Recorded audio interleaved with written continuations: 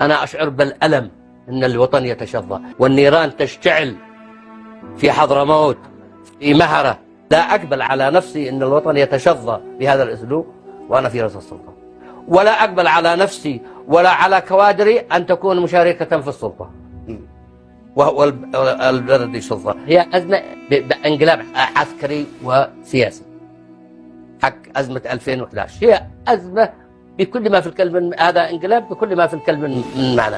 كان لك الفضل الأول بعد الله في أن تقود، يعني في ناس ما كانوا يفهموا إيش مبادرة ولا كانوا يعتقدوا أنه في حوار. عندما شاهدت الصور اليوم شعرت بارتياح لك رئيس؟ إنني عندما أشوف الوطن يتشظى والنيران تشتعل في حضرموت في مهرة في أبين في عدن في لحج في الضالع في عدن في رداع في البيضاء في مارب في كل مكان، أنا أشعر بالألم أن الوطن يتشظى.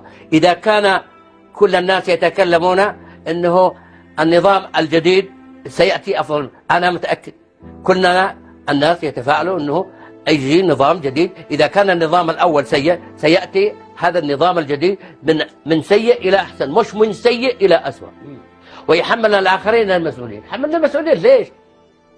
الإدارة بيدك والمال بيدك والجيش بيدك والسلطة بيدك، كل شيء بيدك. لكن عندما نسأل يقولون أنتم جزء من الحكومة. طيب معليش، احنا جزء من الحكومة. أنا أقول لك أنا رئيس المؤتمر، وأنا اخترت رئاسة المؤتمر عندما انعزلت عن سياسة الدولة وقلت لهم سأترك السلطة لكن سأمارس العمل السياسي داخل المؤتمر كرئيس مؤسس داخل المؤتمر. سأظل في المؤتمر لأن أنا أشعر أنا جزء لا يتجزأ من المؤتمر. ما يمكن أترك المؤتمر إلا وقت ما يقتنع المؤتمر أن ينتخب قيادة جديدة تكون أفضل من القيادة الحالية. هذا شيء طيب، هذا الإرادة بيد المؤتمر مش بيدي، ولا هي بقرار سياسي أنك تترك المؤتمر وتنصب واحد آخر.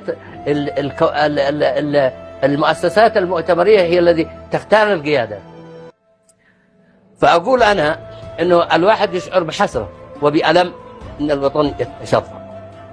أنا شخصيا لا أقبل على نفسي أن الوطن يتشظى بهذا الأسلوب وأنا في رأس السلطة، ولا أقبل على نفسي ولا على كوادري أن تكون مشاركة في السلطة وهو البلد يشظى. صحيح احنا شاركنا ب 17 حقيبة في الحكومة هذه الائتلافية. أقول لك على